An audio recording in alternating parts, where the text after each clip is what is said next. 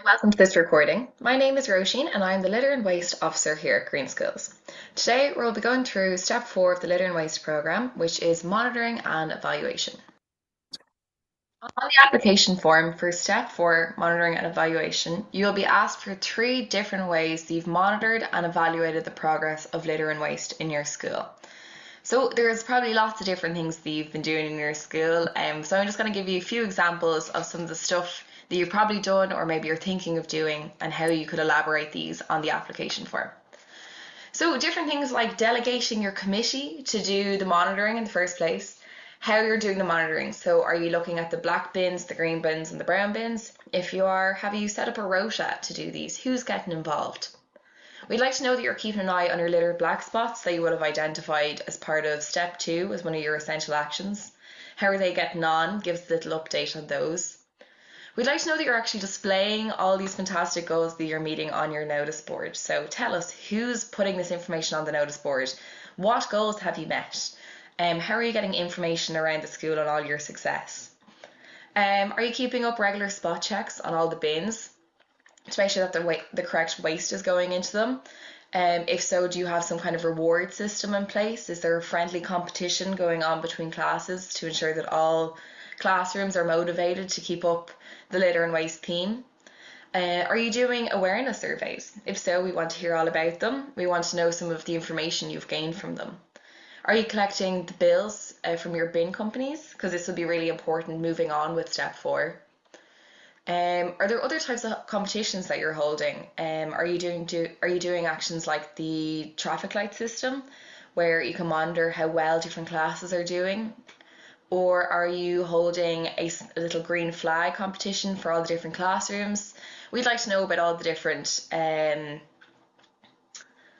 programs that you've been setting up within your school to keep students motivated about the litter and waste theme. We find that litter wardens are really a great way to get primary school students motivated. So it gives them a lovely sense of responsibility and it ties into that competition between different classes. We do find maybe the litter wardens don't work as well in secondary schools because of the varying age differences. So it would be an idea then to have different age groups being litter wardens. So you have a few year groups on the same team. All these steps really just allow you to check in on your progress and it indicates if there's any change needed in your action plan, how you're getting on. So when you're going through the application form, you're going to see a large table like this, and it goes through the different types of bins that you'll be using in your school. So everyone must start in year 1. I highly recommend starting either in November, maybe not December because it's quite hectic in schools, but definitely in January either. Try and get that done as soon as you can in your first year. So you pick a time frame and you stick to it. So the first question they're asked for the amount of days in which you'll be monitoring your waste. I would say that maybe 5 days of the year is good. So you might do from November 1st to November 5th. So do it over 1 week. If you want to do it over the course of a month, that's no problem at all. But try and stick it to one specific time frame. In year 2, I recommend you do the exact same dates if possible, so you can get a better reflection of that time that you've been doing the monitoring. So trying to do it at the same time each year. So November 1st, 2024, and then doing it again November 1st, 2025, just to get a better indication. So the next bit we're going to ask is for the weight of the bins. So in some cases, weighing the bins won't be an option in your school. I highly recommend you look at our Let's Talk Rubbish resource. So you can make an estimate of the bins depending on the size of the bin, how many litres the bin holds. I'll show you that resource now in a second. Then it will ask you for the cost. So the aim here is to observe any cost decrease over the course of the 2 years. That's why it's really important to keep your waste invoices and get in contact with your waste provider.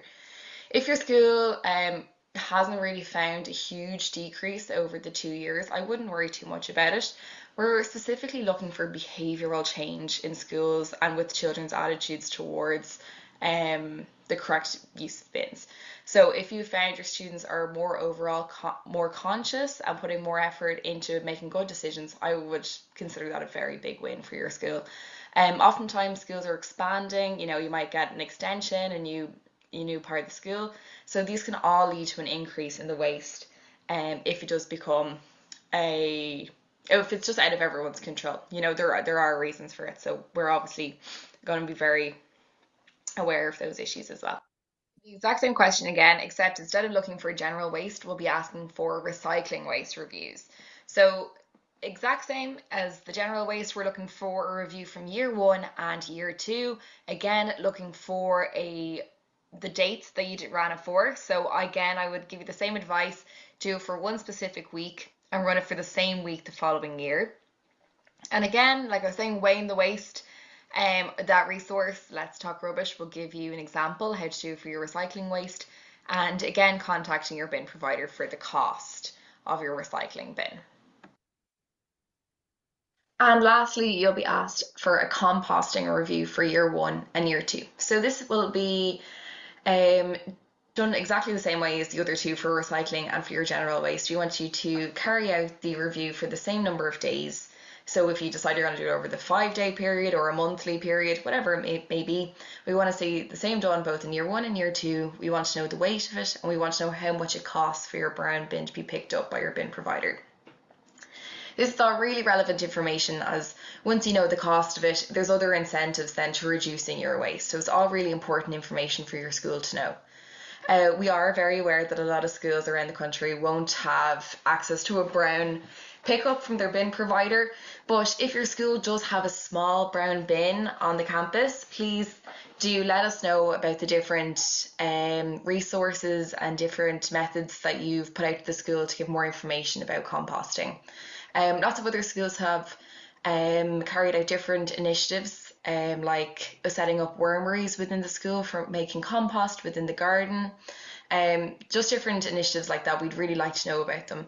There are other great resources that we have across the country, and if you'd like to learn more about different ways of composting and different funding or different initiatives near you, please do go ahead and contact myself or Green Schools, and we'll let you know about different options for composting in your school. So next up we have our Let's Talk Rubbish resource, which I've spoken about before. So this is an excellent poster which we now have translated into Irish. So if you cannot weigh the rubbish in your school, we suggest you use this resource. So depending on the size of your wheelie bins, your big belly bins, or even the size of the plastic bags, you can make an estimated guess of how many kilos each of these bins will weigh. So for example, if in each of your classrooms you're using 40-litre bins for your general waste, you can kind of estimate that this will bring you to about 9 kilos. So what you'll need to do is tally up all your bags within the school over the course of a week, and with this resource it should make a clear estimate of what the weight of your school waste is. The resource itself has lots of information and lots of great tips about each of the 3 bins, and we highly recommend you have a little look at those. We now have a section on the resource as well, which will talk you through the return scheme, which has been carried out in many secondary schools we've seen in the past year, and it's had a really great and really positive result within schools. So the last thing to note for step 4 is to ensure that you're publicising all your work and results. So all your work in this section would be really great to see on your notice board. So things like graphs are a brilliant way to let the whole school know how you're getting on. So examples of this are like bar charts and other types of graphs. It's just to get a visual on the notice board to let other students know what you've been up to. Your notice board is a great way to share your achievements with everyone and let everyone know of the great work you're carrying out.